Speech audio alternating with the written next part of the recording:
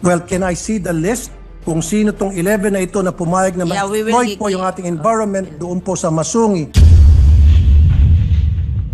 They will submit to you those who signed.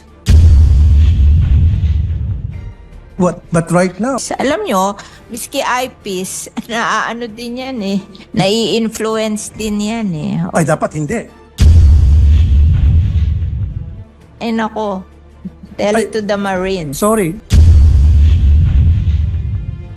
Protection po ito ng mga IPs kasi kayo na po mismo Mr. Madam President and your good sponsor, kayo po mismo nagsabi kanina, alam niyo naman yung IPs madaling ma-influence yan eh. Kaya nga po we have this, kaya Madam President, Power dyan, Madam President, DNR. Mr. Pambi, Kaya nga po we have this. Can we allow her please to continue? And you will give you all the time to ask a No, question. Madam President, Yes. ako munang magsalita kasi I'm explaining eh. Inagaw niyo po yung time ko eh. I was the one explaining and my witness is the We minority leader. suspend session for a minute. Now, last but not the least, ito na po yung sinasabi niyo kanina. Masungi Conservation Area, Ancestral Domain. Sabi sa'yo, last but not the least, the Masuni. Ito, okay.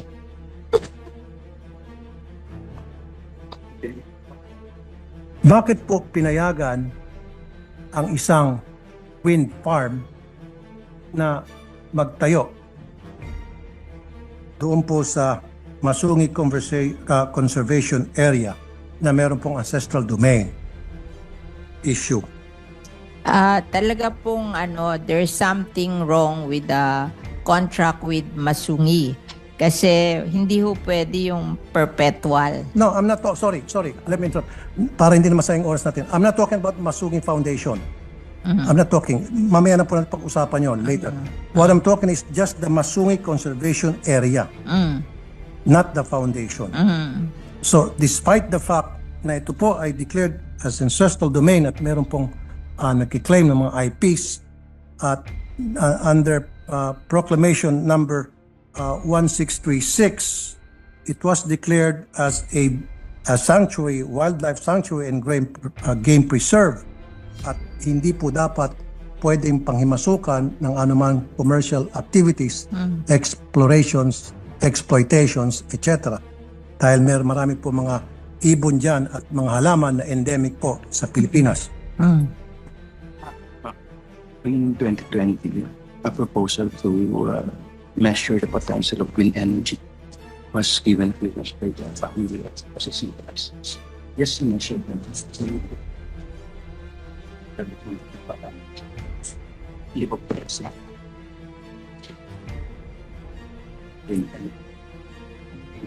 What are we talking here about the wind energy that they want to do in Masungi? The wind farm, Mr. President? the Vena, Mr. President, Madam Sponsor, the Vena Energy is what I'm talking about. The Vena Energy that was given permit by PAMBI to put up their structure. Ayun. Yung METMAS po is measuring In fact, if I may add, while you're doing your research, DNR Administrative Order number 33, okay, May 10, 1993, Masungi Rock and its vicinity specifically bounded by longitudes 121 degrees, 17 degrees to 121 degrees, 21 east, west, anyway, etc. It says here, declared a strict nature reserve and wildlife sanctuary in accordance with the provision of RA 7586, otherwise known as National Integrated Protected Area System Act of 1992.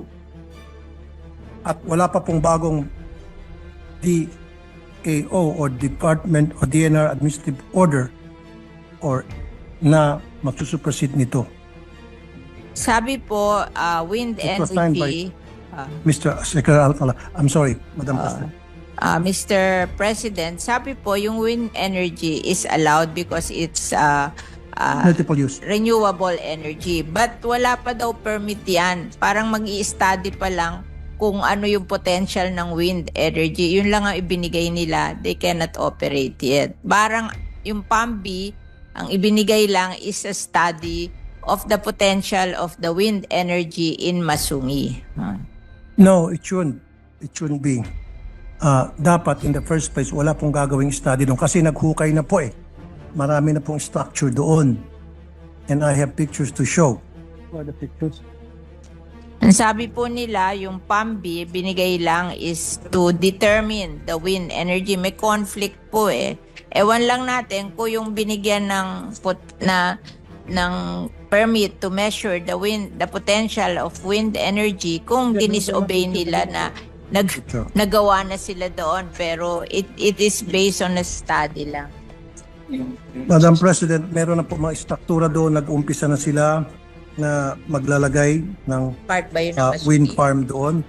Yung nilagay daw po doon, hindi part ng Masungi, sa Pililya daw yon. It's not part of the legislated protected area. Yung Yes. pinaglagyan ng mga improvements na yon. It's beyond the legislated protected I'll area. help you, Madam Sponsor. What happened was, ginamit ng PAMBI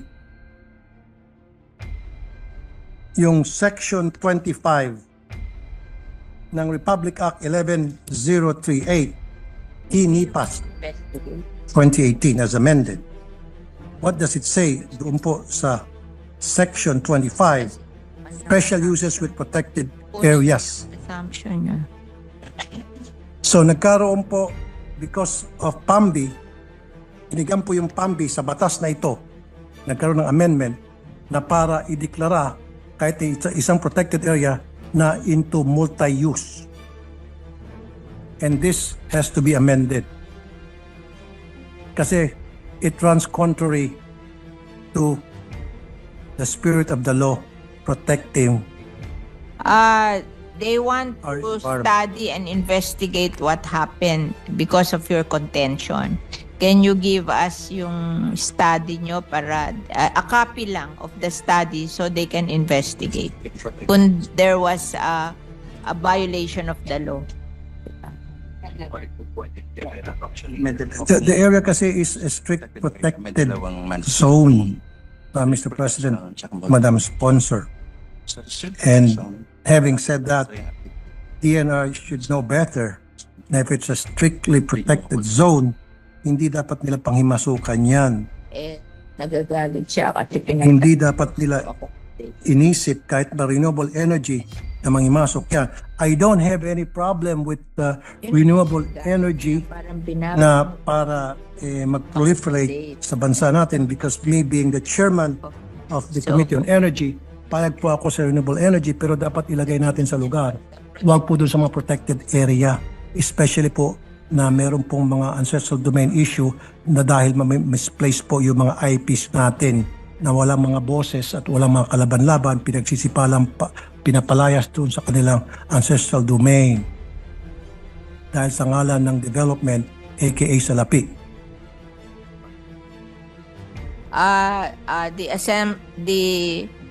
The point of view of the DNR is in every protected area there is a place for strict implementation of the law. They call it the strict protection zone. Tapos there are also areas in the protected area, yung tawag nila multi-purpose, multi-use zone. Yes. So hindi naman nila pinayagan do sa strict protection zone. Doon lang sa multi-use zone. Exactly. Ayun, kung may other complaints na pinaalis yung mga tao, ganun-ganon, then let's have the complaint and we will investigate. Exactly. Exactly. Thank you very much for that answer, Madam Sponsor. That's exactly what I want you to say. Now,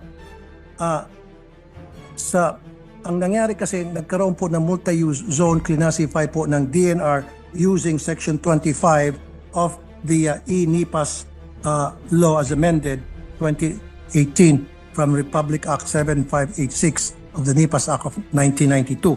Now, yan po, hindi ko na pwedeng contest yan dahil batas po yan. Okay? I will not contest. However, nakasaad dito, para ang PAMBI ay payagan na mag-classify na multi-use sa isang strictly protected area, kailangan, ito na po yung minention nyo kanina, Madam Sponsor, members of the PAMBI board, which consists of DNR Regional Director, Governor, Senator of the Republic of the Philippines who is duly registered resident of the province,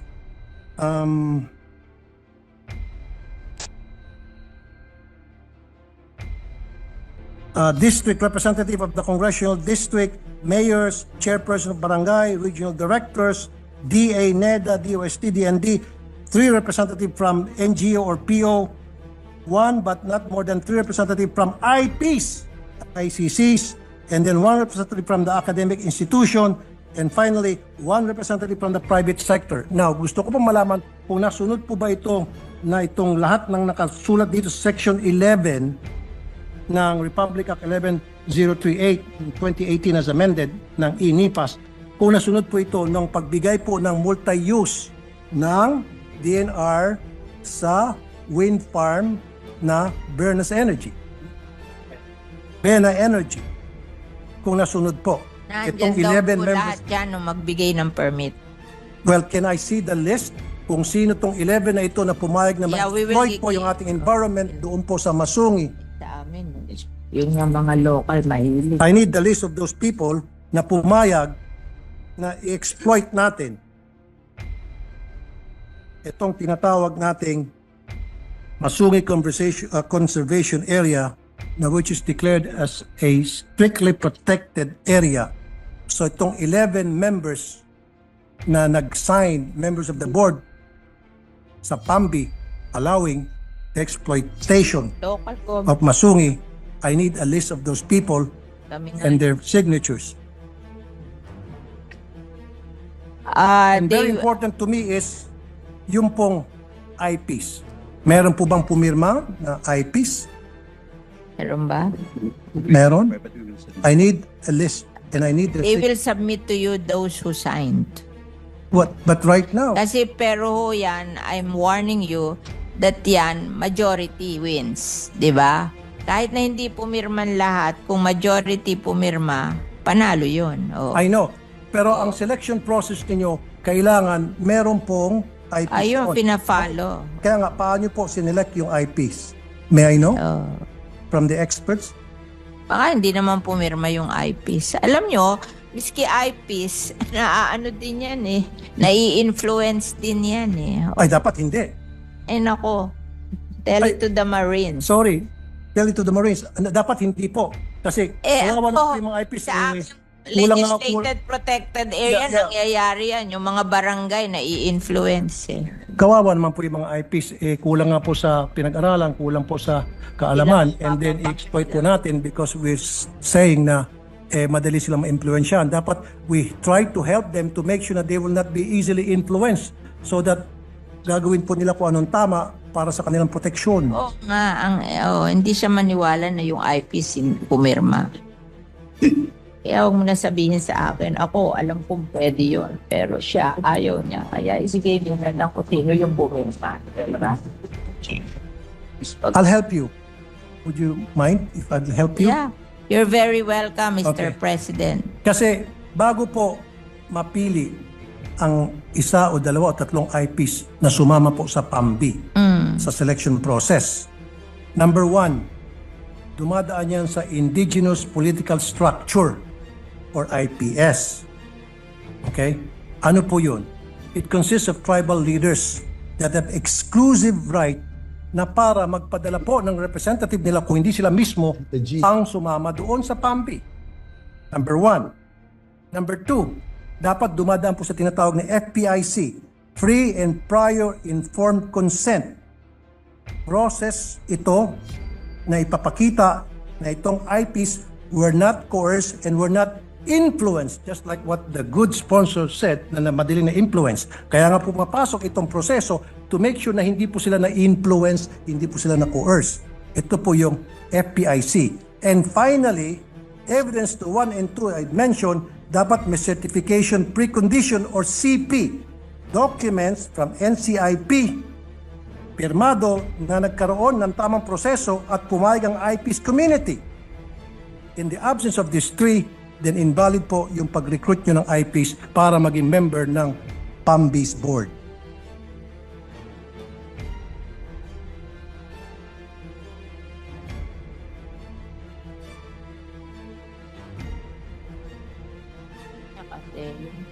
influence.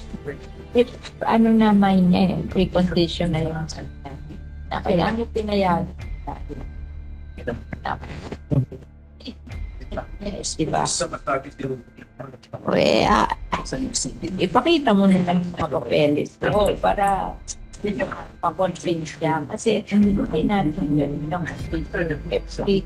every condition notion na siya diba?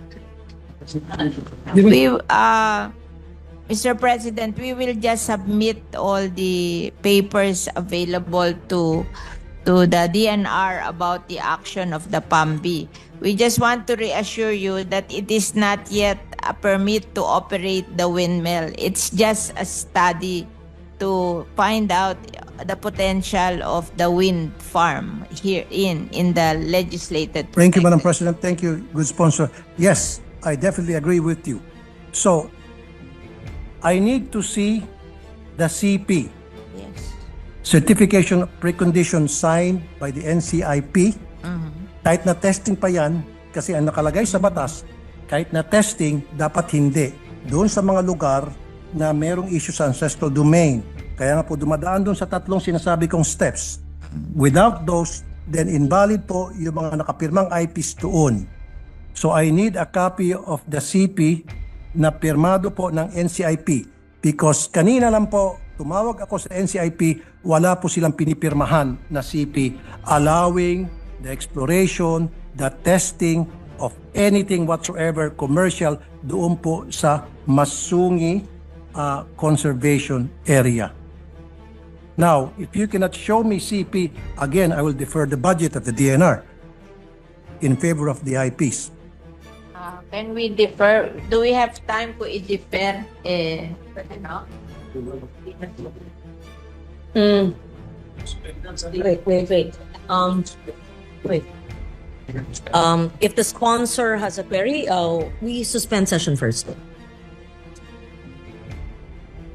However, for now, yeah, if the DNR wish to, they can submit to us, to me, copies of those documents that they said they're trying to research now, and they are going to show me, especially those last documents that I requested, the certification of precondition signed by the NCIP. Now, if they're saying na meron po silang ganon, then I need the person that will show me the CP na sign ng NCIP, put that person under oath na yan ay valid documents, at kapag napatunayan na hindi valid yan, siya po'y makukulong, makakasuhan dahil I just spoke to the NCIP people, main office and regional offices, wala po silang ini-issue'ng CP. Now, kung sinasabi, otherwise sinasabi ng DNR na meron, then let's see. Yes, we recognize Senator Villar. Yes. They were the DNR was saying that what the IP signed is to make the study. There is no permit yet to implement the project. So when you cannot ask for the NCIP commitment because that is given when there is a project. But ito parang permit lang to study the project. So, ang pumirma lang yung IPs, yung IP representative. Kaya nga po, para makapagpirma ang isang IP representative, dumaan po dapat doon sa tatlong process na minention ko po. Number one, dapat may tinatawag na indigenous political structure. Tribal leaders po ang mag-assign, mag-designate kung sino ang allowed na mag-represent doon sa tribal group nila. Number two, meron po yung tinatawag na free and prior informed consent to make sure po na ito po yung process ng NCIP to make sure na itong IPs were not influenced and were not coerced. And then finally, dapat po meron pong evidence of 1 and 2 that really happened. Certification of precondition, ito po isang documentation from NCIP to make sure, to ensure na nagkaroon po ng tamang proseso, and this should be signed na pumayag po yung IPs, and this document should be signed by the NCIP committee. Now, sabi niyo po, ang ginagawa ay testing pa lamang. Even though testing pa lamang, dapat po merong paalam sa mga IPs kahit testing pa lamang po yan. Mr. President, it is not the power of the DNR to appoint the IPs or to see to it that the right IPs are represented in the PAMBI. It's the PAMBI who will decide if they will accept the representation of the IPs. So, hindi po natin marirequire ang DNR doon kasi may right ang PAMBI to choose kung sino ang magiging member ng PAMBIs. It's according to the law. Madam President and the good sponsor, yes, kasi once na ginamit niyo po yung IPs, meron pong batas ang IPs sa pamagitan ng tribal group nila. You cannot just go to the IPs and approach them and say, hey, you, I want you to be... No. Kailangan po may proseso So, talaga. ang sinasabi ng this is the law. DNR, hindi sila magpo-provide ng information na yon, kundi yung PAMBI. Kasi sila yung nag-approve na Kaya yun nga ang po, member when- ng PAMBI. exactly. So, the DNR cannot produce that document. It's the PAMBI Yes, of Madam the President. The PAMBI, Masungi. yes, the PAMBI are the ones, base po dun sa batas na binanggit ko kanina, Kaso ang member ng PAMBI, hindi naman lang DNR. Marami. Oo, may Yeah, local but since government. there's an may issue, NGO. Madam President, good sponsor, since meron pong issue ng ancestral domain at ang IPs po dapat dito ay ginagalang, nirespeto, nirecognize. So, kailangan po talaga kasama sila doon po sa pagbuo nitong PAMBI Board of Directors para doon sa isang project. Opo. Okay. Now, sabi ko rito, sabi sa batas ng IPs, dapat meron pong tinatawag na selection process at dumadaan po yan sa IPS. Tribal leaders ang pumipili kung sino sa kanilang miyembro ang pwede, binibigyan ng authority ang pwedeng mag-witness o maging member ng PAMBI. Hindi po PAMBI, pwedeng basta-basta na lang po natin hindi. ituturo kung sino dyan sa protection po ito ng mga IPs kasi kayo na po mismo Madam President and your good sponsor, kayo po mismo nagsabi kanina, alam niyo naman yung IPs madaling ma-influensyan kaya nga po we have this, kaya PAMBI, Madam President, power dyan, Madam President, hindi ang Mr. DNR. PAMBI. kaya nga po we have this. Standard, maybe just request, well, of course, Your Honor, the sponsor, can we allow her please to continue? And you will give you all the time to ask a No, question. Madam President, Yes. ako munang magsalita kasi I'm explaining Inagaw niya po yung time ko I was the one explaining and my witness is the minority We leader. suspend session for